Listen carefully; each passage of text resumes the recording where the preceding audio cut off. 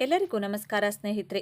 ಯಶಸ್ಸಿಗಾಗಿ ಸಾಗರದ ಆಳಕ್ಕೆ ತಲುಪಿ ತಮ್ಮದೇ ಆದ ದಾರಿಯನ್ನ ನಿರ್ಮಿಸಿಕೊಳ್ಳುವ, ಪ್ರಪಂಚದ ನೋವನ್ನೆಲ್ಲ ತನ್ನೊಳಗೆ ಇಟ್ಟುಕೊಂಡು ಮುಗುಳು ನಗುವ, ಮುಖವಾಡ ಧರಿಸುವ, ಶಿಸ್ತಿನ ಸಿಪಾಯಿಯಂತೆ ಕಾಣುವ, ಆದರೆ ಹೃದಯದಲ್ಲಿ ಪ್ರೀತಿಯ ಮಹಾಸಾಗರವನ್ನೇ ಬಚ್ಚಿಟ್ಟುಕೊಂಡಿರುವ ವ್ಯಕ್ತಿಗಳೇ ಮೀನರಾಶಿ.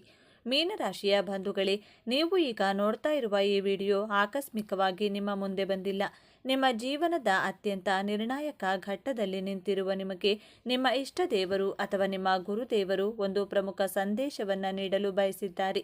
ದೈವ ಬಲವಿರುವಂತಹ ಗುರು ಹಾಗೂ ಶುಕ್ರ ಗ್ರಹದ ಆಶೀರ್ವಾದವಿರುವಂತಹ ಜೀವನದಲ್ಲಿ ಎಂತಹ ಧರ್ಮ ಸಂಕಷ್ಟಗಳು ಕಷ್ಟಗಳು ಬಂದು ಅದನ್ನೆಲ್ಲ ತಾಳ್ಮೆಯಿಂದ ಜಯಿಸುವಂತಹ ಬ್ಯೂಟಿಫುಲ್ ಮೀನರಾಶಿ. ಸ್ನೇಹಿತರೆ, ನಿಮ್ಮ ಜೀವನದಲ್ಲಿ ಜಯ ಗಳಿಸಲು ಯಾವ 5 ಪ್ರತಿಜ್ಞೆಗಳನ್ನು ಕೈಗೊಳ್ಳಬೇಕು ಎಂಬಂತ ಸೂಪರ್ ಇಂಟ್ರೆಸ್ಟಿಂಗ್ ವಿಚಾರಗಳನ್ನು ಈ ವಿಡಿಯೋದಲ್ಲಿ ತಿಳಿಸಿಕೊಡಲಿದ್ದೇನೆ. ಅದಕ್ಕೂ ಮುನ್ನ ನೀವಿನ್ನು ಚಾನಲ್ಗೆ ಸಬ್ಸ್ಕ್ರೈಬ್ ಆಗಿಲ್ಲ ಅಂದರೆ ಈಗಲೇ ಸಬ್ಸ್ಕ್ರೈಬ್ ಆಗಿ, ಹಾಗೆ ವಿಡಿಯೋಗೆ ಲೈಕ್ ಮಾಡಿ, ವಿಡಿಯೋ ಸ್ಕಿಪ್ ಮಾಡದೆ ಕೊನೆ ತನಕ ನೋಡಿ. ಎಲ್ಲರೂ ಭಕ್ತಿಯಿಂದ ಓಂ ನಮಃ ಶಿವಾಯ ಅಂತ ಕಮೆಂಟ್ ಮಾಡಿ. ಒಬ್ಬರು ಶಿಲ್ಪಿಯನ್ನ ಕೇಳಿದರಂತೆ, ನೀವು ಹೇಗೆ ಅಷ್ಟು ಸುಂದರವಾದಂತಹ ಶಿಲೆಗಳನ್ನು ಕೆತ್ತುತ್ತೀರಾ ಅಂತ. ಆಗ ಆ ಶಿಲ್ಪಿ ಹೇಳಿದರಂತೆ, ನಾನೇನು ಕೆತ್ತುವುದು, ಆ ಸೌಂದರ್ಯ ಆ ಕಲ್ಲಿನಲ್ಲೇ ಇರುತ್ತದೆ. ಅದರಲ್ಲಿ ಬೇಡದೇ ಇರುವುದನ್ನು ಮಾತ್ರ ನಾನು ಕೆತ್ತು ಆ ಕಲ್ಲಿಗೆ ಸುಂದರವಾದಂತಹ ಆಕಾರವನ್ನು ಕೊಡ್ತೇನೆ ಅಂತ ಹೇಳಿದ್ರಂತೆ. ಹಾಗೆಯೇ ಮೀನರಾಶಿಯವರಲ್ಲಿಯೇ ಸಂತೋಷ ಸೌಂದರ್ಯ ಅಡಗಿರುತ್ತದೆ. ದೇವರು ಕೆಲವು ಕಷ್ಟಗಳನ್ನು ಪರೀಕ್ಷೆಗಳನ್ನು ಕೊಟ್ಟು ನಿಮ್ಮಲ್ಲಿರುವಂತಹ ಬೇಡದೇ ಇರುವಂತಹ ಅನಾವಶ್ಯಕ ವಿಚಾರಗಳನ್ನು ಕಿತ್ತು ಬಿಸಾಕಬೇಕು ಅಂತ ಹಾಗೆ ಮಾಡ್ತಾರೆ. ಸಂತೋಷ ನಮ್ಮಲ್ಲಿಯೇ ಇರುತ್ತದೆ. ಯಾವ ವಿಚಾರಗಳನ್ನು ನಿಮ್ಮ ಜೀವನದಿಂದ ದೂರ ಮಾಡಿದರೆ ನೀವು ಸಂತೋಷವಾಗಿರಬಹುದು ಹಾಗೂ ಜೀವನದಲ್ಲಿ ಯಶಸ್ಸಿನ ಪತಾಕೆಯನ್ನು ಆರಿಸಬಹುದು ಅಂತ ನೋಡೋಣ. ಮೀನರಾಶಿಯವರಿಗೆ ದೇವರು ಕಷ್ಟ ಕೊಡುತ್ತಿದ್ದಾರೆಂದರೆ ನಿಮ್ಮನ್ನ ಮತ್ತಷ್ಟು ಗಟ್ಟಿಗೊಳಿಸಲು, ಆ ಕಷ್ಟಗಳನ್ನು ಎದುರಿಸುವಷ್ಟು ಬಲಗೊಳಿಸುತ್ತಾರೆ ಅಂತ ತಿಳ್ಕೊಳ್ಳಿ. ಕಷ್ಟ ಬಂದಾಗ ಕುಗ್ಗದೆ ಧೈರ್ಯವಾಗಿರಬೇಕಾಗುತ್ತದೆ. ಮೀನರಾಶಿಯವರು ಜೀವನದಲ್ಲಿ ಯಶಸ್ಸನ್ನ ಪಡೆಯಲು ಬೇಕಾದಂಥ ಮೊದಲನೆಯ ಪ್ರತಿಜ್ಞೆ ಸೆಲ್ಫ್ ಡೌಟನ್ನು ಬಿಡಬೇಕಾಗುತ್ತದೆ. ನನ್ನ ಸಾಮರ್ಥ್ಯವನ್ನು ನಾನು ನಂಬುತ್ತೇನೆ ಎಂಬಂತಹ ಪ್ರತಿಜ್ಞೆಯನ್ನು ಮಾಡಿ. ಮೀನರಾಶಿಯು ಗುರುಗ್ರಹದ ಅಧಿಪತ್ಯವಿರುವಂತಹ ಜ್ಞಾನವಂತ ಸೌಂದರ್ಯವಂತ ರಾಶಿ. ಮೀನರಾಶಿಯಲ್ಲಿ ಜ್ಞಾನಕಾರಕ ಗುರುಗ್ರಹ, ಸೌಂದರ್ಯಕಾರಕ ಶುಕ್ರಗ್ರಹ ಉಚ್ಚತ್ವವನ್ನು ಪಡೆಯುವಂತಹ ರಾಶಿ. ಆದರೆ ಬುಧಗ್ರಹ ನೀಚವಾಗುವಂತಹ ರಾಶಿಯಾಗಿರುವುದರಿಂದ ಕೆಲವು ತೀರ್ಮಾನ ತೆಗೆದುಕೊಳ್ಳಲು ಸ್ವಲ್ಪ ಒದ್ದಾಟ ಮಾಡ್ತೀರಾ. ಆದ್ದರಿಂದ ನಿಮ್ಮ ಸಾಮರ್ಥ್ಯದ ಮೇಲೆ ನಂಬಿಕೆಯನ್ನು ಇಡಬೇಕಾಗುತ್ತದೆ. ಸೆಲ್ಫ್ ಡೌಟನ್ನು ಬಿಡಬೇಕಾಗುತ್ತದೆ. ನನ್ನ ಕೈಯಲ್ಲಿ ಈ ಕೆಲಸ ಮಾಡಲು ಸಾಧ್ಯನಾ ಎಂಬಂಥ ಸೆಲ್ಫ್ ಡೌಟನ್ನು, ಆ ಮನಸ್ಥಿತಿಯಿಂದ ಹೊರಗಡೆ ಬನ್ನಿ. ನಿಮ್ಮ ಮೇಲೆ ನೀವು ನಂಬಿಕೆ ಇಡಿ. ಮೀನರಾಶಿಯವರಿಗೆ ಕಲಾ ಸರಸ್ವತಿಯ ಸಂಪೂರ್ಣ ಆಶೀರ್ವಾದವಿರುತ್ತದೆ. ಭಯಪಡದೆ ನಿಮ್ಮಲ್ಲಿರುವಂತಹ ಕೌಶಲ್ಯಗಳನ್ನು ಸಾಮರ್ಥ್ಯಗಳನ್ನು ಬಳಸಿಕೊಂಡು ನಿಮ್ಮ ಜೀವನದಲ್ಲಿ ಯಶಸ್ಸನ್ನು ಖಂಡಿತವಾಗಿಯೂ ಪಡೆಯುತ್ತೇನೆ ಎಂಬಂತಹ ಸಂಕಲ್ಪವನ್ನು ಮಾಡಿ. ಮೀನರಾಶಿಯವರು ಕೈಗೊಳ್ಳಬೇಕಾದಂಥ 2ನೇ ಪ್ರತಿಜ್ಞೆ, ನಾನು ಕಲ್ಪನಾ ಲೋಕದಲ್ಲಿ ವಿಹರಿಸದೆ ಪ್ರಾಕ್ಟಿಕಲ್ ಆಗಿ ಯೋಚನೆಯನ್ನು ಮಾಡುತ್ತೇನೆ, ಪ್ರಾಕ್ಟಿಕಲ್ ಆಗಿ ಡಿಸಿಷನನ್ನು ತೆಗೆದುಕೊಳ್ತೇನೆ ಎಂಬಂಥ ನಿರ್ಧಾರವನ್ನು ಮಾಡಿ. ಮೀನರಾಶಿ ಜಲತತ್ವ ರಾಶಿಯಾಗಿರುವುದರಿಂದ ನೀವು ತುಂಬ ಭಾವನಾತ್ಮಕ ಕಲ್ಪನಾತ್ಮಕ ಜೀವಿಗಳು. ತುಂಬ ಎಮೋಷ್ನಲ್ ಆಗಿರುತ್ತೀರಾ, ತುಂಬ ಸೆನ್ಸಿಟಿವ್ ಆಗಿರುತ್ತೀರಾ. ನಿಮ್ಮ ಈ ಗುಣಗಳು ನಿಮ್ಮ ಸ್ನೇಹಿತರು ಸಂಬಂಧಿಕರು ಮಿಸ್ಯೂಸ್ ಮಾಡಿಕೊಂಡು ನಿಮಗೆ ದುಃಖವನ್ನು ಕೊಡುತ್ತಾರೆ. ಆದ್ದರಿಂದ ಅಯ್ಯೋ ಪಾಪ ಅನ್ನುವಂತಹ ಕರುಣೆಯ ಗುಣವನ್ನು ಸ್ವಲ್ಪ ಕಡಿಮೆ ಮಾಡಿಕೊಂಡು ಪ್ರಾಕ್ಟಿಕಲ್ ಆಗಿ ಕ್ಯಾಲ್ಕುಲೇಟಿವ್ ಆಗಿ ಇರಬೇಕಾಗುತ್ತದೆ. ಬೇರೆಯವರು ದುಃಖದಲ್ಲಿದ್ದರೆ ಅವರ ದುಃಖವನ್ನು ನಿಮ್ಮ ದುಃಖ ಅಂತ ಭಾವಿಸುತ್ತೀರಾ. ಈ ನಿಮ್ಮ ಓವರ್ ಕೇರಿಂಗ್, ಓವರ್ ಎಮೋಷ್ನಲ್ ಗುಣದಿಂದಾಗಿ ನಿಮ್ಮ ವೃತ್ತಿ ಜೀವನದ ಮೇಲೆ ಪ್ರಭಾವ ಬೀರಬಹುದು. ನೀವು ನಿಮ್ಮ ಓವರ್ ಪ್ರೊಟೆಕ್ಟಿವ್ ಗುಣವನ್ನು ಕಡಿಮೆ ಮಾಡಿಕೊಳ್ಳಿ.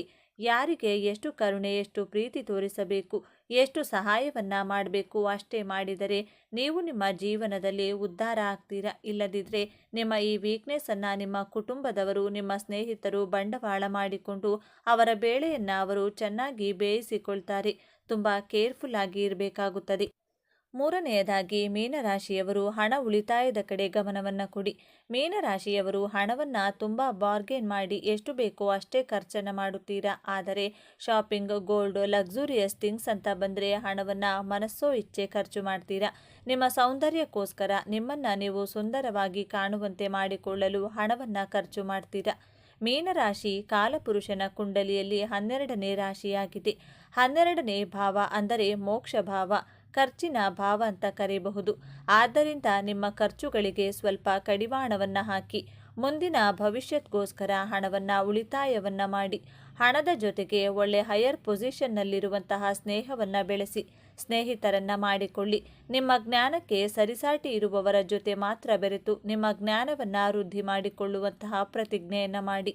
ನಾಲ್ಕನೆಯದಾಗಿ, ಮೀನರಾಶಿಯವರು ಘಟಿಸಿ ಹೋದಂತಹ ಘಟನೆಗಳಿಗೆ ಅಂಟಿಕೊಂಡಿರದೆ ಅದನ್ನು ಮರೆತು ಮುಂದೆ ಹೋಗುತ್ತಿರಬೇಕು.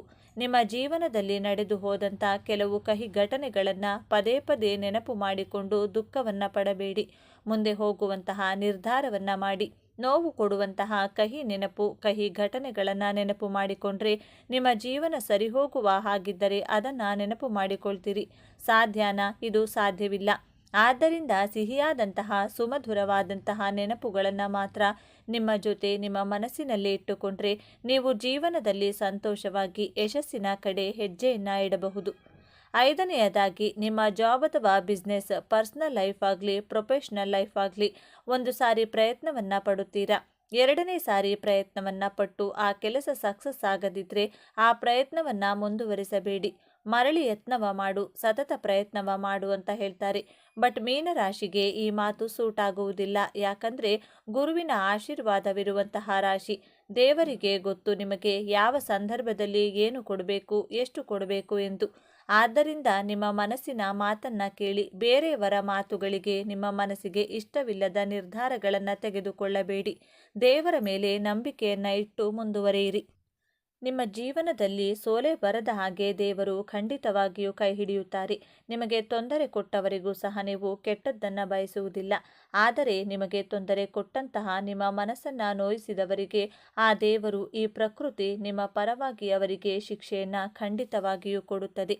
ಮೀನರಾಶಿಯವರು ಧೈರ್ಯವಾಗಿರಿ. ನಿಮ್ಮ ಸಾಮರ್ಥ್ಯ, ನಿಮ್ಮ ಜ್ಞಾನದ ಮೇಲೆ ನಂಬಿಕೆಯನ್ನು ಇಡಿ. ದೇವರ ಮೇಲೆ, ಧರ್ಮದ ದಾರಿಯಲ್ಲಿ ನಡೆದರೆ ನಿಮ್ಮ ಜೀವನದಲ್ಲಿ ಸೋಲು ಅನ್ನುವ ಶಬ್ದಕ್ಕೆ ಜಾಗವೇ ಇರುವುದಿಲ್ಲ. ನಿಮ್ಮ ಮುಂದೆ ಒಂದು ಅತ್ಯಂತ ಕಷ್ಟಕರವಾದ ಸವಾಲು ಕೂಡ ಎದುರಾಗುತ್ತದೆ. ಈ ಸವಾಲನ್ನು ನೀವು ಗೆಲ್ಲಲೇಬೇಕು. ಆ ಸವಾಲು ಹೊರಗಿನಿಂದ ಬರುವುದಿಲ್ಲ, ಅದು ನಿಮ್ಮ ಶತ್ರುಗಳಿಂದ ಬರುವುದಿಲ್ಲ, ಅದು ನಿಮ್ಮ ಒಳಗಿನಿಂದಲೇ ಬರುತ್ತದೆ. ಆ ಸವಾಲೇ ನಿಮ್ಮ ಅತಿಯಾದ ಭಾವನಾತ್ಮಕ ಯೋಚನೆ ಮತ್ತು ಹಳೆಯದನ್ನೇ ನೆನೆಯುವುದು. ಹೌದು ಮೀನರಾಶಿಯವರೇ, ನಿಮ್ಮ ರಾಶ್ಯಾಧಿಪತಿ ಗುರು. ನೀವು ಜ್ಞಾನಿಗಳು, ದೈವಭಕ್ತರು. ಆದರೆ ನೀವು ಅತಿ ಹೆಚ್ಚು ಭಾವನಾತ್ಮಕ ಜೀವಿಗಳು. ನಿಮಗೆ ಯಾರು ಮೋಸ ಮಾಡಿದರೋ, ಯಾರು ನೋವು ಕೊಟ್ಟರೋ ಅದನ್ನೇ ಮತ್ತೆ ಮತ್ತೆ ನೆನೆದು ನಿಮ್ಮ ವರ್ತಮಾನವನ್ನು ಹಾಳು ಮಾಡಿಕೊಳ್ಳುತ್ತೀರಿ. ಈಗ ನಿರೀಕ್ಷಿತ ಯಶಸ್ಸು, ಹಣ, ಅಧಿಕಾರ ನಿಮ್ಮ ಕೈಗೆ ಬಂದಾಗ ನೀವು ಮತ್ತೆ ಹಳೆಯ ನೋವುಗಳನ್ನೆಲ್ಲ ನೆನೆಸುತ್ತಾ ಇದೆಲ್ಲ ನಿಜವೇ, ಇದು ನನ್ನ ಕೈತಪ್ಪಿ ಹೋಗುವುದೇ ಎಂದು ಅತಿಯಾಗಿ ಯೋಚಿಸಿ ಭಯಪಟ್ಟು ಬಂದ ಅವಕಾಶವನ್ನು ಪೂರ್ಣವಾಗಿ ಬಳಸಿಕೊಳ್ಳದೇ ಇರುವ ಅಪಾಯವಿದೆ. ಯಶಸ್ಸನ್ನು ಪಡೆಯುವುದು ಎಷ್ಟು ಮುಖ್ಯವೋ ಅದನ್ನು ಧೈರ್ಯದಿಂದ, ಸಂತೋಷದಿಂದ ಅನುಭವಿಸುವುದು ಅದಕ್ಕಿಂತಲೂ ಮುಖ್ಯ. ಹಾಗಾದರೆ ಈ ದೊಡ್ಡ ಸಮಸ್ಯೆಯಿಂದ ಪಾರಾಗುವುದು ಹೇಗೆ? ಈ ಯಶಸ್ಸನ್ನು ಶಾಶ್ವತವಾಗಿ ಉಳಿಸಿಕೊಳ್ಳುವುದು ಹೇಗೆ? ಪರಿಹಾರ ತುಂಬಾ ಸರಳವಾಗಿದೆ. ಆದರೆ ಇದನ್ನು ನೀವು ಅತ್ಯಂತ ಶ್ರದ್ಧೆಯಿಂದ ಪಾಲಿಸಬೇಕು. ನಿಮಗೆ ನೋವು ಕೊಟ್ಟವರನ್ನು ಮನಸ್ಸಿನಿಂದಲೇ ಕ್ಷಮಿಸಿಬಿಡಿ. ಅವರಿಗಾಗಿ ಅಲ್ಲ, ನಿಮ್ಮ ಮಾನಸಿಕ ಶಾಂತಿಗಾಗಿ. ಹಳೆಯ ಗಾಯವನ್ನು ಕೆರೆದು ನೋವು ಮಾಡಿಕೊಳ್ಳುವುದನ್ನು ಸಂಪೂರ್ಣವಾಗಿ ನಿಲ್ಲಿಸಿ. ನಿಮ್ಮ ರಾಶ್ಯಾಧಿಪತಿಯಾದ ಗುರುವಿನ ಕೃಪೆಗಾಗಿ ಪ್ರತಿ ಗುರುವಾರ ಹತ್ತಿರದ ದೇವಸ್ಥಾನಕ್ಕೆ, ವಿಶೇಷವಾಗಿ ದತ್ತಾತ್ರೇಯ, ಸಾಯಿಬಾಬಾ ಅಥವಾ ರಾಘವೇಂದ್ರ ಸ್ವಾಮಿಗಳ ಮಠಕ್ಕೆ ಹೋಗಿ. ಅಥವಾ ಹಸಿದವರಿಗೆ ಕಡಲೆಬೇಳೆ ಅಥವಾ ಬಾಳೆಹಣ್ಣನ್ನು ದಾನ ಮಾಡಿ. ಇದು ನಿಮ್ಮ ಮನಸ್ಸನ್ನು ಸ್ಥಿರವಾಗಿಸಿ ಭಾವನಾತ್ಮಕ ಒತ್ತಡದಿಂದ ಹೊರಬರುವ ಶಕ್ತಿ ನೀಡುತ್ತದೆ. ನಿಮಗೆ ಯಶಸ್ಸು ಸಿಕ್ಕಾಗ, ಹಣ ಬಂದಾಗ ಅದನ್ನು ತಲೆಗೆ ಏರಿಸಿಕೊಳ್ಳಬೇಡಿ. ತಕ್ಷಣ ನಿಮ್ಮ ಇಷ್ಟ ದೇವರನ್ನು ಅಥವಾ ಗುರುವನ್ನು ಮನಸ್ಸಿನಲ್ಲಿ ಸ್ಮರಿಸಿ, ಇದೆಲ್ಲ ನಿನ್ನ ಕೃಪೆ, ನನ್ನದಲ್ಲ ಎಂದು ಕೃತಜ್ಞತೆ ಸಲ್ಲಿಸಿ. ಯಶಸ್ಸು ಬಂದಾಗ ತಲೆಬಾಗಿರಿ. ಈ ಒಂದು ವಿನಯವಂತಿಕೆ ನಿಮ್ಮ ಎಲ್ಲ ಭಾಗ್ಯವನ್ನು ನಿಮ್ಮ ಬಳಿಯೇ ಉಳಿಸುತ್ತದೆ. ಮೀನರಾಶಿಯವರೇ, ನಿಮ್ಮ ಜೀವನವನ್ನು ಸಂಪೂರ್ಣವಾಗಿ ಬದಲಾಯಿಸುವ ಶಕ್ತಿ ನಿಮ್ಮ ವಿಜಯದ ಆರಂಭವಾಗಲಿದೆ. ನೀವು ಅನುಭವಿಸಿದ ಪ್ರತಿಯೊಂದು ನೋವಿಗೂ ಈಗ ಪ್ರತಿಫಲ ಸಿಗಲಿದೆ. ನಿಮ್ಮ ಕಣ್ಣೀರು ಈಗ ಆನಂದ ಬಾಷ್ಪವಾಗಿ ಬದಲಾಗುವ ಸಮಯ ಬಂದಿದೆ. ನೆನಪಿಡಿ, ಈ ವಿಡಿಯೋ ನಿಮಗೆ ತಲುಪಿದ್ದು ಆಕಸ್ಮಿಕವಲ್ಲ. ಇದು ನಿಮ್ಮ ಇಷ್ಟ ದೇವರು ನಿಮಗೆ ನೀಡುತ್ತಿರುವ ಸ್ಪಷ್ಟ ಸಂದೇಶ. ಈ ಅದ್ಭುತ ಸಮಯವನ್ನು ಸದುಪಯೋಗಪಡಿಸಿಕೊಳ್ಳಿ. ನಿಮ್ಮ ಜೀವನದ ಹೊಸ ಅಧ್ಯಾಯಕ್ಕೆ ತಯಾರಾಗಿ. ನಿಮ್ಮ ನಂಬಿಕೆಯ ಸಂಕೇತವಾಗಿ ನಿಮ್ಮ ಜೀವನ ಬದಲಾಗಬೇಕು ಎನ್ನುವ ಸಂಕಲ್ಪದೊಂದಿಗೆ ತಪ್ಪದೆ ನಿಮ್ಮ ಕುಲದೇವರ ಅಥವಾ ನಿಮ್ಮ ಇಷ್ಟ ದೇವರ ಹೆಸರನ್ನ ಕಮೆಂಟ್ ಮಾಡಿ. ಆ ಭಗವಂತನು ನಿಮ್ಮನ್ನ ಸದಾ ಕಾಪಾಡಲಿ. ಸರ್ವೇ ಜನ ಸುಖಿನೋ ಭವಂತು. ಇದೇ ತರಹದ ಜ್ಯೋತಿಷ್ಯಕ್ಕೆ ಸಂಬಂಧಪಟ್ಟಂತ ವಿಡಿಯೋ ನೋಡಲು ನಮ್ಮ ಚಾನಲ್ಗೆ ಸಬ್ಸ್ಕ್ರೈಬ್ ಆಗಿ. ಈ ವಿಡಿಯೋಗೆ ಲೈಕ್ ಮಾಡಿ, ಶೇರ್ ಮಾಡಿ. ದ್ವಾದಶ ರಾಶಿಗಳಲ್ಲಿ ಕೊನೆಯ ರಾಶಿ ಅಂದರೆ 12ನೇ ರಾಶಿಯೇ ಮೀನರಾಶಿ. ಉಳಿದ 11 ರಾಶಿಗಳಿಗಿಂತ ಭಿನ್ನವಾದ ವ್ಯಕ್ತಿತ್ವ ಇವರದ್ದು. ಕನಸು ಹಾಗೂ ಪ್ರಣಯದ ಸಂಕೇತವಾದ ಈ ರಾಶಿಯವರು ತಮ್ಮ ಸೃಜನಶೀಲತೆಗೆ ಹೆಸರುವಾಸಿ. ಅನೇಕರು ಉದಾರತೆ ಹಾಗೂ ಸಹಾನುಭೂತಿಯುಳ್ಳವರು. ಮೀನರಾಶಿಯವರು ನಿಸ್ವಾರ್ಥಿಗಳು, ಆದರೆ ಇತರರಿಗೆ ಇವರು ನಿಷ್ಠುರರಾಗಿ ಕಾಣಬಹುದು. ಇವರ ವ್ಯಕ್ತಿತ್ವ, ಒಳ್ಳೆಯ ಗುಣಗಳು ಹಾಗೂ ಕೆಟ್ಟ ಗುಣಗಳ ಕುರಿತಾದ ಮಾಹಿತಿಯ ಜೊತೆಗೆ ಮೀನರಾಶಿ ನಕ್ಷತ್ರಾಧಾರಿತ ಜನ್ಮ ರಹಸ್ಯದ ಬಗ್ಗೆ ಈ ವಿಡಿಯೋದಲ್ಲಿ ತಿಳಿಸಿಕೊಡಲಿದ್ದೇನೆ. ಅದಕ್ಕೂ ಮುಂಚೆ ನೀವಿನ್ನು ಚಾನಲ್ಗೆ ಸಬ್ಸ್ಕ್ರೈಬ್ ಆಗಿಲ್ಲ ಅಂದರೆ ಈಗಲೇ ಸಬ್ಸ್ಕ್ರೈಬ್ ಆಗಿ. ಹಾಗೆ ವಿಡಿಯೋಗೆ ಲೈಕ್ ಮಾಡಿ, ವಿಡಿಯೋ ಸ್ಕಿಪ್ ಮಾಡದೆ ಕೊನೆ ತನಕ ನೋಡಿ.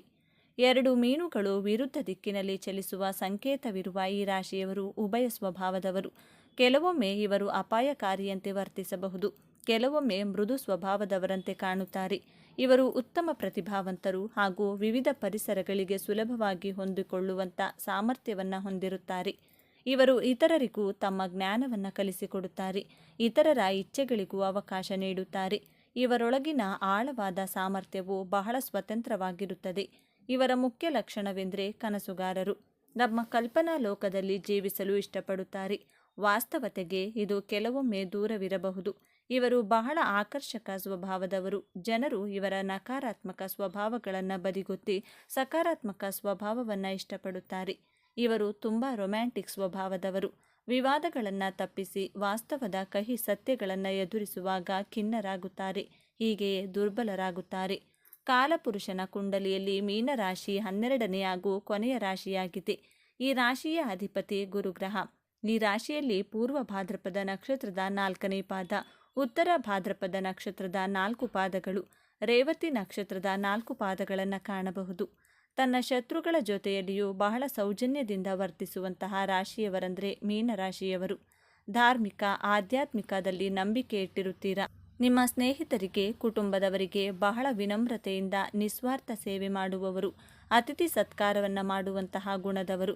ತನಗೆ ಕೇಡು ಬಯಸುವವರಿಗೂ ಮನಸ್ಸಿನಲ್ಲಿಯೂ ಕೆಟ್ಟದ್ದನ್ನು ಬಯಸದೇ ಇರುವಂಥ ಸಾತ್ವಿಕ ಗುಣದವರು. ಸಾಮಾಜಿಕ ನಿಯಮಗಳನ್ನು, ಕಟ್ಟುಪಾಡುಗಳನ್ನು, ಸಂಪ್ರದಾಯಗಳನ್ನು ಚಾಚೂ ತಪ್ಪದೆ ಪಾಲಿಸುವವರು. ಬಹಳ ಸೌಜನ್ಯವಂತರು, ಪರಮಾತ್ಮನಲ್ಲಿ ನಂಬಿಕೆ ಇಟ್ಟಿರುವವರು. ಜೀವನದ ಅತ್ಯಂತ ಕೆಟ್ಟ ಸಂದರ್ಭದಲ್ಲಿಯೂ ಯಾವ ವ್ಯಕ್ತಿಯೂ ನಮ್ಮ ಜೊತೆ ಇರುವುದಿಲ್ಲ, ಆದರೆ ದೈವ ಮಾತ್ರ ನಮ್ಮ ಕಷ್ಟ ಸುಖ ಎರಡೂ ಸಂದರ್ಭದಲ್ಲಿಯೂ ನಮ್ಮ ಕೈ ಹಿಡಿದು ಕಾಪಾಡುವರು ಎಂಬ ನಂಬಿಕೆಯಿಂದ ದೇವರನ್ನ ಆತ್ಮದಿಂದ ಉಪಾಸನೆ, ಆರಾಧನೆ ಮಾಡುವವರು. ಯಾರೇ ಸಹಾಯ ಕೇಳಿದರೂ ಇಲ್ಲ ಎನ್ನದೆ ತನ್ನ ಕೈಲಾದಷ್ಟು ಸಹಾಯ ಮಾಡುವವರು. ಸಾಹಿತ್ಯ, ಸಂಗೀತ, ಕಲೆಯಲ್ಲಿ ವಿಶೇಷ ಜ್ಞಾನವುಳ್ಳವರು. ಆದ್ದರಿಂದ ಹೆಚ್ಚಿನ ಸಾಹಿತಿಗಳು ಈ ಮೀನರಾಶಿಯಲ್ಲಿಯೇ ಜನಿಸುತ್ತಾರೆ. ಮೀನರಾಶಿಯವರು ಬಹಳ ಬುದ್ಧಿವಂತರು. ಹೊಸ ವಿಚಾರಗಳನ್ನು ಆವಿಷ್ಕಾರ ಮಾಡುವುದರಿಂದ ಎಲ್ಲರೂ ನಿಮ್ಮ ಪ್ರಭಾವಕ್ಕೆ ಒಳಗಾಗುತ್ತಾರೆ. ಎಲ್ಲರ ಜೊತೆಯಲ್ಲಿಯೂ ಬಹಳ ಪ್ರೀತಿ ವಿಶ್ವಾಸದಿಂದಿರುತ್ತಾರೆ. ವ್ಯವಹಾರ ಮಾಡುವಂತಹ ನ್ಯಾಯಪ್ರಿಯರು ನೀವು. ಮೀನರಾಶಿಯಲ್ಲೇ ಜನಿಸಲು ಕಾರಣವೇನು ಎಂದು ನೋಡೋದಾದರೆ, ಜೀವನದಲ್ಲಿ ಪುಣ್ಯ ಕೆಲಸಗಳನ್ನು ಮಾಡಲು, ದಾನ ಮಾಡಲು, ಸತ್ಕರ್ಮಗಳನ್ನು ಮಾಡುವಂತಹ ದೃಷ್ಟಿಯಿಂದ ನೀವು ಮೀನರಾಶಿಯಲ್ಲಿ ಜನಿಸಿರುತ್ತೀರಾ. ನಾನು ಎಲ್ಲರಿಗೋಸ್ಕರ ಸಹಾಯ ಮಾಡುತ್ತೇನೆ, ಆದರೆ ನನಗೋಸ್ಕರ ಯಾರು ಯಾವ ಸಹಾಯವೂ ಮಾಡುವುದಿಲ್ಲ ಎಂಬ ಕೊರಗು ನಿಮ್ಮ ಮನಸ್ಸಿನಲ್ಲಿರುತ್ತದೆ. ಮೀನರಾಶಿ ಪ್ರಾಕೃತಿಕ ಕುಂಡಲಿಯ ಲಾಭಸ್ಥಾನದ ನಂತರ ಬರುವಂತಹ ರಾಶಿ. ಈ ರಾಶಿಯಲ್ಲಿ ನೀವು ಜನಿಸಿದ್ದೀರಾ ಅಂದರೆ ನಿಮ್ಮ ಹಿಂದಿನ ಜನ್ಮದಲ್ಲಿ ನೀವು ಉತ್ತಮ ಲಾಭಗಳನ್ನು ಗಳಿಸಿರುತ್ತೀರಾ. ಆದರೆ ಆ ಲಾಭದಲ್ಲಿ ನೀವು ದಾನ ಮಾಡಿರದ ಕಾರಣ ಧಾರ್ಮಿಕ ಯಾತ್ರೆಗಳನ್ನು ಮಾಡಿರುವುದಿಲ್ಲ. ನಿಮ್ಮ ಕರ್ತವ್ಯಗಳಿಂದ, ನಿಮ್ಮ ಜವಾಬ್ದಾರಿಗಳಿಂದ ನುಲುಚಿಕೊಂಡಿರುವುದರಿಂದ ಈ ಜನ್ಮದಲ್ಲಿ ಮೀನರಾಶಿಯಲ್ಲಿ ಜನಿಸಿ ದಾನ, ಧರ್ಮ, ಸಹಾಯ, ಧಾರ್ಮಿಕ ಯಾತ್ರೆಗಳನ್ನು ಮಾಡುತ್ತೀರಾ. ಈ ಜನ್ಮದ ಉತ್ತಮ ಕರ್ಮಗಳನ್ನು ಮುಂದಿನ ಜನ್ಮಕ್ಕೆ ಕೊಂಡೊಯ್ಯುತ್ತೀರಾ. ಪೂರ್ವ ಜನ್ಮದ ಕರ್ಮಫಲದಿಂದ ಈ ಜನ್ಮದಲ್ಲಿ ರಾಶಿ ಹಾಗೂ ನಕ್ಷತ್ರಗಳು ಶರೀರ ಲಭ್ಯವಾಗಿರುತ್ತವೆ. ಮೃತ್ಯು ಎಂದರೇನು? ಮೃತ್ಯು ಕೇವಲ ಒಂದು ಶರೀರವನ್ನು ಬದಲಾವಣೆ ಮಾಡುವಂತಹ ಪ್ರಕ್ರಿಯೆಯಾಗಿದೆ. ಒಂದೇ ವಸ್ತುವನ್ನು ಸತತವಾಗಿ ಉಪಯೋಗಿಸಿದಾಗ ಆ ವಸ್ತುವಿನ ಸಾಮರ್ಥ್ಯ ಕ್ಷೀಣಿಸುತ್ತದೆ. ಇದೇ ರೀತಿ ನಮ್ಮ ಶರೀರದ ಸಾಮರ್ಥ್ಯ ಕ್ಷೀಣಿಸಿದಾಗ ಆ ಆತ್ಮದ ಕರ್ಮಗಳು ಅಪೂರ್ಣವಾಗಿರುವುದರಿಂದ ಆ ಆತ್ಮ ತನ್ನ ಅಪೂರ್ಣ ಕರ್ಮಗಳನ್ನು ಈಡೇರಿಸಿಕೊಳ್ಳಲು ಹೊಸ ಶರೀರವನ್ನು ಧಾರಣೆ ಮಾಡಿಕೊಂಡು ತನ್ನ ಇಂದಿನ ಜನ್ಮದ ಅಪೂರ್ಣ ಕರ್ಮಗಳನ್ನು ಜವಾಬ್ದಾರಿಗಳನ್ನು ಮುಂದಿನ ಜನ್ಮದಲ್ಲಿ ಈಡೇರಿಸಿಕೊಳ್ಳುತ್ತದೆ. ನಕ್ಷತ್ರದ ಆಧಾರದ ಮೇಲೆ ನೋಡೋಣ. ಪೂರ್ವ ಭಾದ್ರಪದ ನಕ್ಷತ್ರ, ಉತ್ತರ ಭಾದ್ರಪದ ನಕ್ಷತ್ರ, ರೇವತಿ ನಕ್ಷತ್ರ ಈ ಮೂರೂ ನಕ್ಷತ್ರಗಳು ಮೀನರಾಶಿಯಲ್ಲಿ ಕಾಣಬಹುದು. ನಕ್ಷತ್ರದ ಆಧಾರದ ಮೇಲೆ ನಿಮ್ಮ ಗುಣ ಸ್ವಭಾವಗಳು ಬದಲಾಗುತ್ತವೆ. ಪೂರ್ವ ಭಾದ್ರಪದ ನಕ್ಷತ್ರದ 4ನೇ ಪಾದ ಮೀನರಾಶಿಯಲ್ಲಿ ಕಾಣಬಹುದು. ಈ ನಕ್ಷತ್ರದ ಅಧಿಪತಿ ಗುರುಗ್ರಹ. ಗುರು ಎಂದರೆ ಜ್ಞಾನ, ಶಿಕ್ಷಣ, ಆಧ್ಯಾತ್ಮಿಕ ಕಾರ್ಯಗಳು. ನೀವು ಹಿಂದಿನ ಜನ್ಮದಲ್ಲಿ ನಿಮ್ಮ ಜ್ಞಾನವನ್ನು ಹಂಚುವ ಪ್ರಕ್ರಿಯೆಯಲ್ಲಿ ಅಪೂರ್ಣ ಸೇವೆ ಮಾಡಿರುವುದರಿಂದ ಈ ಜನ್ಮದಲ್ಲಿ ಪೂರ್ವ ಭಾದ್ರಪದ ನಕ್ಷತ್ರದಲ್ಲಿ ಜನಿಸಿ ಶಿಕ್ಷಣಕ್ಕೆ ಸಂಬಂಧಿಸಿದಂಥ ಬೋಧನೆಗಳನ್ನು, ಆಧ್ಯಾತ್ಮಿಕ ವಿಚಾರಗಳಿಗೆ ಸಂಬಂಧಿಸಿದಂಥ ಜ್ಞಾನವನ್ನು ಹಂಚಲು ಈ ಜನ್ಮದಲ್ಲಿ ಹಾಗೂ ಈ ನಕ್ಷತ್ರದಲ್ಲಿ ಜನಿಸಿರುತ್ತೀರಾ. ಎರಡನೆಯದಾಗಿ ಮೀನರಾಶಿ ಉತ್ತರ ಭಾದ್ರಪದ ನಕ್ಷತ್ರದಲ್ಲಿ ಜನಿಸಿದವರು ಹಿಂದಿನ ಜನ್ಮದಲ್ಲಿ ಧಾರ್ಮಿಕ, ಆಧ್ಯಾತ್ಮಿಕ ಕಾರ್ಯಗಳನ್ನು ಮಾಡಿರುತ್ತೀರಾ. ಆದರೆ ಅದರ ಸಂಪೂರ್ಣ ಲಾಭ, ಸನ್ಮಾನ ಪಡೆಯುವ ಸಮಯದಲ್ಲಿ ನಿಮ್ಮ ಮೃತ್ಯುವಾದಂತಹ ಕಾರಣ ಇಂದಿನ ಜನ್ಮದ ಪುಣ್ಯದ ಫಲವಾಗಿ ಲಾಭ ಪಡೆಯಲು ಈ ನಕ್ಷತ್ರದಲ್ಲಿ ಜನಿಸಿದ್ದೀರಾ. ಆದ್ದರಿಂದ ಉತ್ತರ ಭಾದ್ರಪದ ನಕ್ಷತ್ರದಲ್ಲಿ ಜನಿಸಿದವರಿಗೆ ಎಲ್ಲಿ ಹೋದರೂ ಗೌರವ, ಸನ್ಮಾನಗಳು ಸಿಗುತ್ತದೆ. ಸ್ವಯಂ ಸಂತೋಷವಾಗಿರುತ್ತಾರೆ, ಪ್ರಸನ್ನಚಿತ್ತರಾಗಿರುತ್ತಾರೆ, ಬೇರೆಯವರನ್ನು ಸಂತೋಷವಾಗಿಟ್ಟುಕೊಳ್ಳಲು ಪ್ರಯತ್ನ ಪಡುತ್ತಾರೆ. ನಿಮಗೆ 24 ವರ್ಷದ ನಂತರ ನಿಮ್ಮ ಜೀವನದಲ್ಲಿ ಯಶಸ್ಸು ಸಿಗುತ್ತಾ ಹೋಗುತ್ತದೆ. ನೀವು ವಿದೇಶಿ ಸಂಪ್ರದಾಯಗಳಿಂದ ಪ್ರಭಾವಿತರಾಗುತ್ತೀರಾ. ನಿಮಗೆ ಓದು, ಬರಹ, ಬೇರೆಯವರಿಗೆ ಶಿಕ್ಷಣ ಹಂಚುವುದು ಎಂದರೆ ಬಹಳ ಇಷ್ಟ. ನೀವು ನಿಮಗಿಂತ ವಯಸ್ಸಿನಲ್ಲಿ ದೊಡ್ಡವರ ಜೊತೆ ಸ್ನೇಹವನ್ನು ಬೆಳೆಸುತ್ತೀರಾ. ನಿಮ್ಮ ಸೀನಿಯರ್ಸ್ ಜೊತೆ ಸ್ನೇಹವನ್ನು ಬೆಳೆಸುತ್ತೀರಾ. ಮೂರನೆಯ ಹಾಗೂ ಕೊನೆಯ ನಕ್ಷತ್ರ ರೇವತಿ ನಕ್ಷತ್ರ.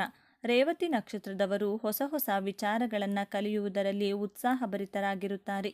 ತುಂಬ ಹಂಬಲ್ ಹಾಗೂ ಡೌನ್ ಟು ಅರ್ತ್ ಆಗಿರುತ್ತಾರೆ. ಸ್ನೇಹಿತರಿಂದ ಬಹಳ ಲಾಭವಾಗುತ್ತದೆ. ನಿಮ್ಮ ಇಂದಿನ ಜನ್ಮದಲ್ಲಿ ನಿಮ್ಮ ಕಾರ್ಯಗಳನ್ನು ಮಾಡುವಂತಹ ಸಂದರ್ಭದಲ್ಲಿ ಬಹಳ ಅಡೆತಡೆಗಳನ್ನು ಎದುರಿಸಿ ಆ ಕಾರ್ಯಗಳನ್ನು ಅಪೂರ್ಣಗೊಳಿಸಿದ ಕಾರಣದಿಂದ ಈ ಜನ್ಮದಲ್ಲಿ ರೇವತಿ ನಕ್ಷತ್ರದಲ್ಲಿ ಜನಿಸಿರುತ್ತೀರಾ.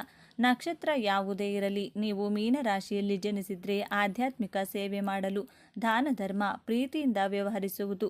ನಿಮ್ಮ ಎದುರುಗಡೆ ಇರುವಂತಹ ವ್ಯಕ್ತಿಗಳು ಎಷ್ಟೇ ನಿಷ್ಠುರವಾಗಿ, ಎಷ್ಟೇ ಕಠೋರವಾಗಿ ಮಾತನಾಡಿದರೂ, ವರ್ತಿಸಿದರು ನೀವು ಬಹಳ ತಾಳ್ಮೆಯಿಂದ, ಸೌಜನ್ಯದಿಂದ ಗೌರವಿಸುತ್ತೀರಾ. ಇದು ನಿಮ್ಮ ಮೂಲ ಗುಣ. ನೀವು ಸಂತೋಷವಾಗಿರುತ್ತೀರಾ.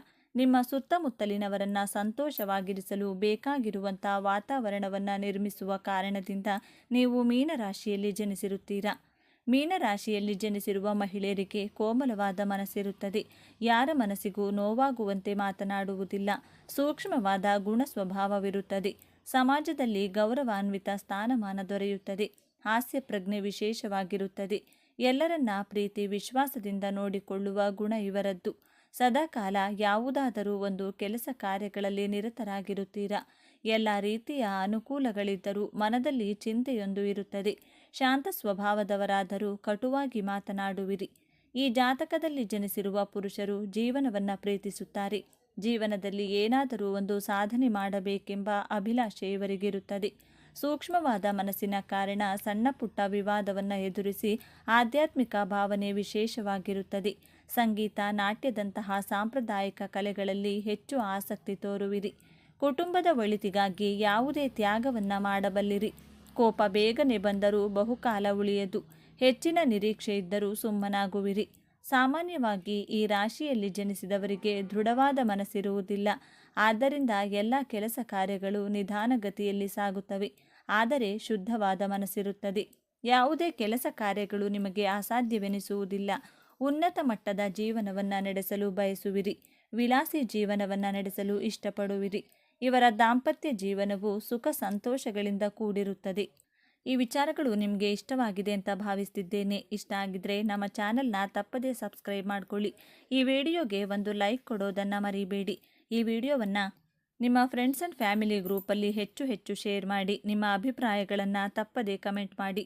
Thank you friends. ಎಲ್ಲರೂ ಭಕ್ತಿಯಿಂದ ಓಂ ಶ್ರೀ ಮಹಾಲಕ್ಷ್ಮಿ ನಮಃ ಅಂತ ಕಮೆಂಟ್ ಮಾಡಿ. ಮೀನರಾಶಿಗೆ ದೇವರು ಕೊಟ್ಟಿರುವಂತಹ ಅದೃಷ್ಟ ಹಾಗೂ ಶಕ್ತಿಯುತವಾದ ವರಗಳು ಯಾವುವೆಂದು ಎನ್ನುವುದರ ಬಗ್ಗೆ ನೋಡೋದಾದರೆ, ಮೀನರಾಶಿಯವರಿಗೆ ಯಾವೆಲ್ಲ ಸ್ವಭಾವ ಇರುತ್ತೆ, ಮೀನರಾಶಿಯವರ ಮುಂದಿನ ಜೀವನವನ್ನು ಹೇಗೆಲ್ಲ ನಡೆಸುತ್ತಾರೆ, ಮೀನರಾಶಿಯವರಿಗೆ ಹಣಕಾಸಿನ ವಿಚಾರದಲ್ಲಿ ಹೇಗೆಲ್ಲ ಅನುಕೂಲತೆಗಳಿರುತ್ತದೆ, ಮೀನರಾಶಿಯವರ ನಡತೆ ಹಾಗೂ ಸ್ವಭಾವ ಹೇಗಿರುತ್ತದೆ, ಮೀನರಾಶಿಯವರಿಗೆ ವಿದ್ಯಾಭ್ಯಾಸದ ಕುರಿತು ಮುಂದಿನ ಜೀವನ ಹೇಗಿರುತ್ತದೆ, ಮೀನರಾಶಿಯವರು ಇವರ ಕುಟುಂಬವನ್ನು ಹೇಗೆಲ್ಲ ನಿಭಾಯಿಸುತ್ತಾರೆ, ಈ ಎಲ್ಲ ವಿಚಾರಗಳ ಬಗ್ಗೆ ಈ ವಿಡಿಯೋದಲ್ಲಿ ಮೀನರಾಶಿಯವರ ಸಂಪೂರ್ಣ ಮಾಹಿತಿಯನ್ನು ತಿಳಿಯೋಣ ಬನ್ನಿ. ಅದಕ್ಕೂ ಮೊದಲು ನೀವೇನಾದರೂ ದೇವರು ಮತ್ತು ಜ್ಯೋತಿಷ್ಯ ಶಾಸ್ತ್ರವನ್ನು ನಂಬುವುದಾದರೆ ಈ ವಿಡಿಯೋಗೆ ಈಗಲೇ ಲೈಕ್ ಮಾಡಿ ಮತ್ತು ತಪ್ಪದೇ ನಮ್ಮ ಚಾನಲ್ಗೆ ಸಬ್ಸ್ಕ್ರೈಬ್ ಮಾಡಿಕೊಳ್ಳಿ. ಹೌದು ಸ್ನೇಹಿತರೆ, ಮೀನರಾಶಿಯವರಿಗೆ ದೇವರು ಕೊಟ್ಟಿರುವಂತಹ ಅದೃಷ್ಟ ಹಾಗೂ ಶಕ್ತಿಯುತವಾದ ವರಗಳು ಯಾವುವೆಂದು ನೋಡೋಣ. ಮೀನರಾಶಿಯವರು ಯಾವಾಗಲೂ ಕೂಡ ಓಡಾಡಿಕೊಂಡೇ ಇರುತ್ತಾರೆ. ಯಾವ ರೀತಿ ಅಂದರೆ, ನೀರಿನಲ್ಲಿ ಮೀನಿನ ಹೆಜ್ಜೆಯನ್ನು ಹೇಗೆ ಕಂಡುಹಿಡಿಯೋಕೆ ಆಗಲ್ವೋ ಅದೇ ರೀತಿಯಾಗಿ ಈ ಮೀನರಾಶಿಯವರು ಎಲ್ಲೆಲ್ಲಿ ಸುತ್ತುತ್ತಾರೆ ಎನ್ನುವುದನ್ನು ಸಹ ಕಂಡುಹಿಡಿಯಲು ಸಾಧ್ಯವಿಲ್ಲ. ಆ ರೀತಿಯಾಗಿ ಒಂದು ಕಡೆಯಿಂದ ಇನ್ನೊಂದು ಕಡೆ, ಇನ್ನೊಂದು ಕಡೆಯಿಂದ ಮತ್ತೊಂದು ಕಡೆ, ಮತ್ತೊಂದು ಕಡೆಯಿಂದ ಮಗದೊಂದು ಕಡೆ, ಹೀಗೆ ಸುತ್ತುವುದೇ ಇವರಿಗೆ ಹವ್ಯಾಸವಾಗಿರುತ್ತದೆ ಎಂದು ಹೇಳಲಾಗುತ್ತದೆ. ಮೀನರಾಶಿಯವರು ಇವರು ಒಂದೇ ಕಡೆ ಯಾವುದೇ ಕಾರಣಕ್ಕೂ ಸಹ ಕೂರುವುದಿಲ್ಲ. ನೀರಿನಲ್ಲಿ ಮೀನು ಹೇಗೆಲ್ಲ ಓಡಾಡುತ್ತದೆಯೋ ಅದೇ ರೀತಿಯಾಗಿ ಇವರು ಸಹ ತುಂಬಾ ಓಡಾಡಿಕೊಂಡಿರುತ್ತಾರೆ. ಈ ಮೀನರಾಶಿಯವರಿಗೆ ಬುದ್ಧಿ ಎನ್ನುವುದು ಸ್ವಲ್ಪ ಜಾಸ್ತಿಯೇ ಇರುತ್ತೆ. ಮೀನರಾಶಿಯವರು ಟ್ಯಾಲೆಂಟ್ ಜೊತೆಗೆ ಇಂಟೆಲಿಜೆಂಟ್ ಸಹ ಆಗಿರುತ್ತಾರೆ. ಹಾಗೆಯೇ ಇವರಿಗೆ ಜನರಲ್ ನಾಲೆಡ್ಜ್ ಅನ್ನೋದು ತುಂಬಾ ಜಾಸ್ತಿ ಇರುತ್ತದೆ. ಬೇರೆ ರಾಶಿಯವರಿಗೆ ಹೋಲಿಸಿಕೊಂಡ್ರೆ ಈ ಮೀನರಾಶಿಯವರು ನೋಡಲು ತುಂಬ ಸೈಲೆಂಟ್ ಆಗಿರುತ್ತಾರೆ. ಆದರೆ ಇವರಿಗೆ ಬುದ್ಧಿಶಕ್ತಿ ಅನ್ನೋದು ಸ್ವಲ್ಪ ಜಾಸ್ತಿಯೇ ಆಗಿರುತ್ತದೆ. ಈ ಮೀನರಾಶಿಯವರು ಎಷ್ಟು ಸೈಲೆಂಟ್ ಆಗಿರ್ತಾರೆ ಅಂದರೆ, ಇವರಿಗೆ ಏನು ಗೊತ್ತೇ ಇಲ್ವೇನೋ, ಇವರು ಏನನ್ನೂ ಸಹ ತಿಳ್ಕೊಂಡೇ ಇಲ್ವೇನೋ ಅನ್ನೋ ಥರ ಇರ್ತಾರೆ. ಆದರೆ ಮೀನರಾಶಿಯವರ ಟ್ಯಾಲೆಂಟ್ ಏನು ಅನ್ನೋದು ಇವರನ್ನು ಅರ್ಥ ಮಾಡಿಕೊಳ್ಳುವವರಿಗೆ ಮಾತ್ರ ಗೊತ್ತಿರುತ್ತದೆ. ಅಷ್ಟು ಜ್ಞಾನವಂತರು ಈ ಮೀನರಾಶಿಯವರು. ಇನ್ನು ಈ ಮೀನರಾಶಿಯಲ್ಲಿ ಹುಟ್ಟಿರುವವರು ತುಂಬಾ ಅದೃಷ್ಟವಂತರು ಎಂದೇ ಹೇಳ್ಬೋದು. ಇರುವಂತಹ 12 ರಾಶಿಗಳಲ್ಲಿ ಈ ಒಂದು ಮೀನರಾಶಿಯವರು ಬಹಳ ಅದೃಷ್ಟವಂತರು. ಯಾಕಂದರೆ ಇವರು ಜಾಸ್ತಿ ಮಾತನಾಡುವುದಿಲ್ಲ, ಎಷ್ಟು ಬೇಕೋ ಅಷ್ಟೇ ಮಾತನಾಡುತ್ತಾರೆ. ಹಾಗೆಯೇ ಅತ್ಯಂತ ಬುದ್ಧಿಶಕ್ತಿ ಹಾಗೂ ಜ್ಞಾನವಂತರಾಗಿರುತ್ತಾರೆ. ಅದೇ ತಾನೇ ಮನುಷ್ಯನಿಗೆ ಮುಖ್ಯವಾಗಿ ಬೇಕಾಗಿರೋದು. ಸೈಲೆಂಟ್ ಆಗಿಯೇ ಇದ್ದು ಸಕ್ಸಸ್ ಕಾಣುವಂಥದ್ದು. ಇದೇ ರೀತಿಯಾಗಿ ಮೀನರಾಶಿಯವರು ಇರುವಂಥದ್ದು. ಯಾವುದೇ ಜಗಳಕ್ಕೆ ಹೋಗುವುದಿಲ್ಲ, ಯಾವುದೇ ರೀತಿಯಾದಂತಹ ಭಿನ್ನಾಭಿಪ್ರಾಯ ಮಾಡಿಕೊಳ್ಳಲ್ಲ, ಯಾರಿಗೂ ಸಹ ಕೆಟ್ಟದ್ದನ್ನು ಬಯಸುವುದಿಲ್ಲ. ಪ್ರತಿಯೊಬ್ಬರಿಗೂ ಇವರೇ ಒಳ್ಳೆಯದನ್ನು ಮಾಡಿಕೊಂಡು ಬರುವಂತಹ ಗುಣ ಇವರದ್ದಾಗಿರುತ್ತದೆ. ಹಾಗೆಯೇ ಇವರ ಜೀವನದಲ್ಲಿ ಓಡಾಡಿಕೊಂಡು ಕಷ್ಟಪಟ್ಟು ಇವರ ಜೀವನವನ್ನು ಇವರೇ ಉದ್ಧಾರ ಮಾಡಿಕೊಳ್ಳುವುದರ ಕಡೆ ತುಂಬಾ ಗಮನವನ್ನು ಕೊಡ್ತಾರೆ ಎಂದು ಹೇಳಬಹುದು.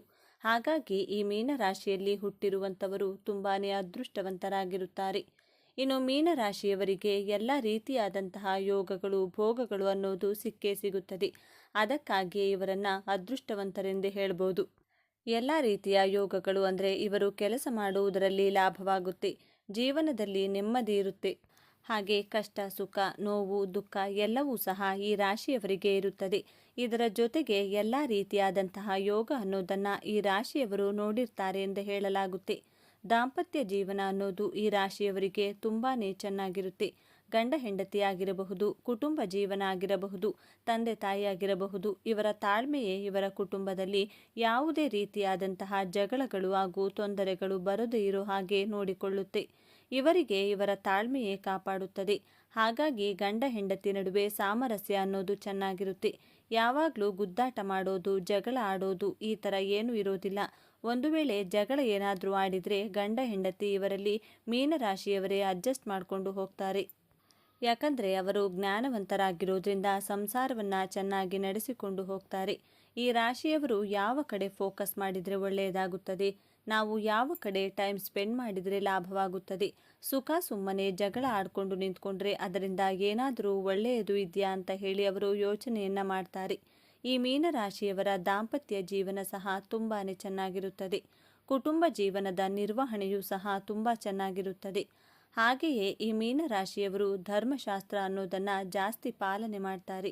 ಧರ್ಮಶಾಸ್ತ್ರ ಎಂದರೆ ಧರ್ಮಕ್ಕೆ ಬೆಲೆ ಕೊಡೋದು, ನನ್ನ ಧರ್ಮಕ್ಕೆ ನಾನು ಏನಾದರೂ ಒಳ್ಳೆಯದು ಮಾಡಬೇಕು. ನಾನು ಯಾರೊಬ್ಬರಿಗೂ ಸಹ ಕೆಟ್ಟದ್ದನ್ನು ಬಯಸಬಾರದು.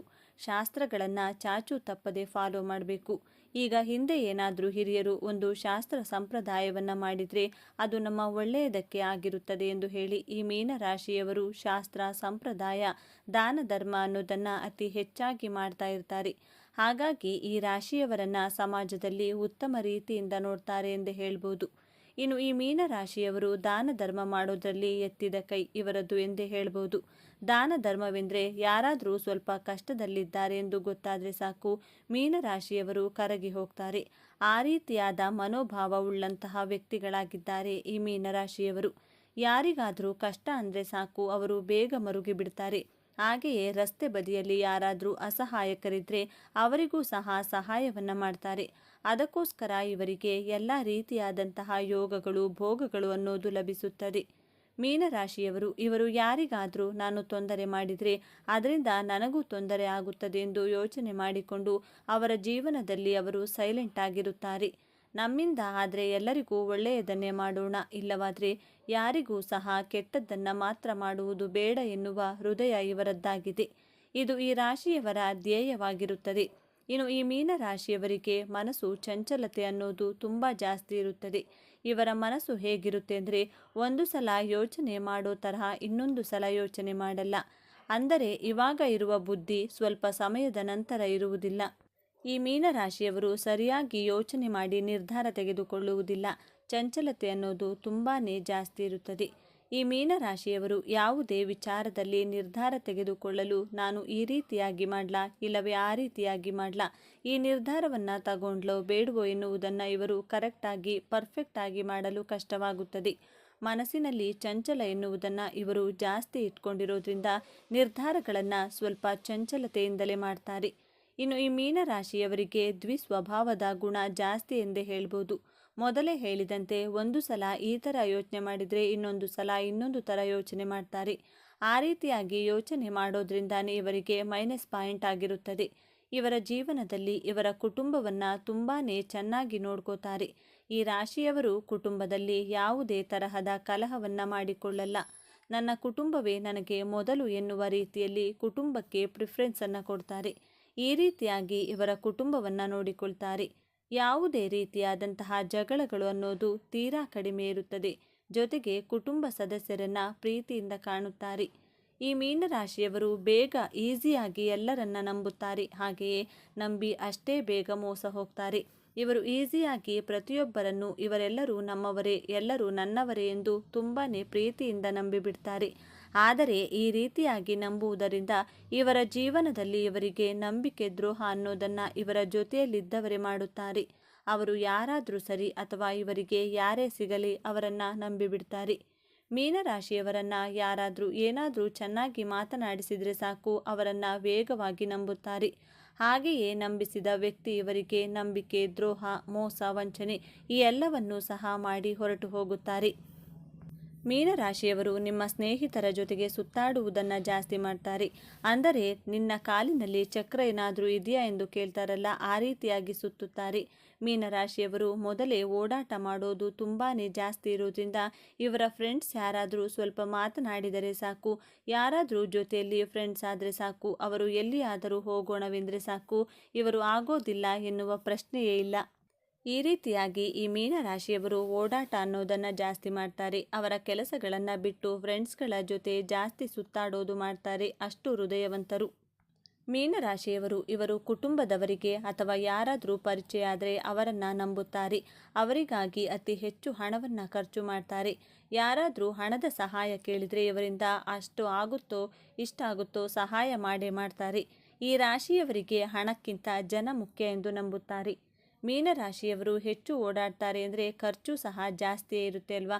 ಹಾಗಾಗಿ ಈ ಮೀನರಾಶಿಯವರು ತಮ್ಮ ಖರ್ಚುಗಳ ಬಗ್ಗೆ ಸ್ವಲ್ಪ ನಿಯಂತ್ರಣ ಅನ್ನೋದನ್ನು ಇಟ್ಕೋಬೇಕು. ಈ ಮೀನರಾಶಿಯವರು ಇವರ ಜೀವನದಲ್ಲಿ ಸಾಧನೆ ಮಾಡಲೇಬೇಕು ಎಂದು ಹೋರಾಟ ಮಾಡೋದೇ ಜಾಸ್ತಿ. ಇವರು ಓಡಾಡ್ತಾರೆ ಅಂದರೆ ಇವರು ಸುಖ ಸುಮ್ಮನೆ ಖಾಲಿ ಪೋಲಿ ಬಿದ್ದು ಓಡಾಡಲ್ಲ. ಇವರು ತಮ್ಮ ಜೀವನದಲ್ಲಿ ಏನಾದರೂ ಸಾಧನೆ ಮಾಡಲೇಬೇಕು ಎನ್ನುವ ಗುರಿಯನ್ನು ಇಟ್ಟುಕೊಂಡಿರುತ್ತಾರೆ. ಕಷ್ಟಪಟ್ಟು ದುಡಿಬೇಕು ಎನ್ನುವ ಆಲೋಚನೆ ಇಟ್ಕೊಂಡು ಒಂದು ಸ್ಥಳದಿಂದ ಇನ್ನೊಂದು ಸ್ಥಳಕ್ಕೆ ಹೋಗಿ ಕಷ್ಟಪಟ್ಟು ದುಡಿಯುವ ಮಾರ್ಗವನ್ನು ನೋಡಿಕೊಂಡು ಈ ಮೀನರಾಶಿಯವರು ತುಂಬಾ ಓಡಾಡೋದು ಮಾಡುತ್ತಾರೆ. ಹಾಗಾಗಿ ಇವರ ಜೀವನದಲ್ಲಿ ಸಕ್ಸಸ್ ಅನ್ನೋದನ್ನು ಬಹು ಬೇಗನೆ ಕಾಣ್ತಾರೆ ಎಂದು ಹೇಳ್ಬೋದು. ಒಟ್ಟಿನಲ್ಲಿ ಮೀನರಾಶಿಯವರು ತುಂಬ ಓಡಾಡ್ತಾರೆ, ಕಷ್ಟಪಟ್ಟು ದುಡಿತಾರೆ. ದುಡಿದ ಹಣವನ್ನು ಸ್ವಲ್ಪ ಸಹಾಯ ಮಾಡ್ತಾರೆ, ಉಳಿದ ಹಣವನ್ನು ಕುಟುಂಬಕ್ಕಾಗಿ ಮೀಸಲಿಡುತ್ತಾರೆ. ಎಲ್ಲ ರೀತಿಯ ಆನಂದವನ್ನು ಅನುಭವಿಸುತ್ತಾರೆ. ನಿಜಕ್ಕೂ ನೀವು ಅದೃಷ್ಟವಂತರು ಎಂದೇ ಹೇಳ್ಬೋದು. ನೋಡಿದ್ರಲ್ಲ ಸ್ನೇಹಿತರೆ, ಮೀನರಾಶಿಯವರಿಗೆ ದೇವರು ಕೊಟ್ಟಿರುವಂತಹ ಅದೃಷ್ಟ ಹಾಗೂ ಶಕ್ತಿಯುತವಾದ ವರಗಳನ್ನು ನಿಮ್ಮ ಜೀವನದಲ್ಲಿಯೂ ಸಹ ಇದು ನಿಜ ಅನಿಸಿದರೆ, ಹಾಗೂ ನಿಮ್ಮ ಜೀವನದಲ್ಲೂ ಸಹ ಇದೆಲ್ಲ ನಡೀತಿದೆ ಅಂತ ನಿಮಗೇನಾದರೂ ಅನಿಸಿದರೆ ನಿಮ್ಮ ಅನಿಸಿಕೆ ಅಭಿಪ್ರಾಯಗಳನ್ನು ದಯವಿಟ್ಟು ತಪ್ಪದೆ ಕಮೆಂಟ್ ಬಾಕ್ಸ್ನಲ್ಲಿ ಕಮೆಂಟ್ ಮಾಡಿ. ಹಾಗೆ ನಿಮ್ಮ ರಾಶಿ ಯಾವುದೆಂದು ಕಮೆಂಟ್ ಮಾಡಿ. ನೀವು ಮೀನರಾಶಿಯವರಾಗಿದ್ದರೆ ಓಂ ನಮಃ ಶಿವಾಯ ನಮಃ ಎಂದು ಬರೆದು ತಪ್ಪದೆ ಕಮೆಂಟ್ ಮಾಡಿ. ಈ ಮಾಹಿತಿಯನ್ನು ಲೈಕ್ ಮಾಡಿ, ಶೇರ್ ಮಾಡಿ, ತಪ್ಪದೆ ನಮ್ಮ ಚಾನಲ್ಗೆ ಸಬ್ಸ್ಕ್ರೈಬ್ ಮಾಡಿಕೊಳ್ಳಿ. ಮುಂದಿನ ವಿಡಿಯೋದಲ್ಲಿ ಒಂದೊಳ್ಳೆ ಮಾಹಿತಿಯೊಂದಿಗೆ ಪುನಃ ಭೇಟಿಯಾಗೋಣ. ಅಲ್ಲಿಯವರೆಗೂ ನೋಡ್ತಾ ಇರಿ ನಮ್ಮ ಚಾನಲ್. ಎಲ್ರಿಗೂ ಶುಭವಾಗಲಿ. ಧನ್ಯವಾದಗಳು.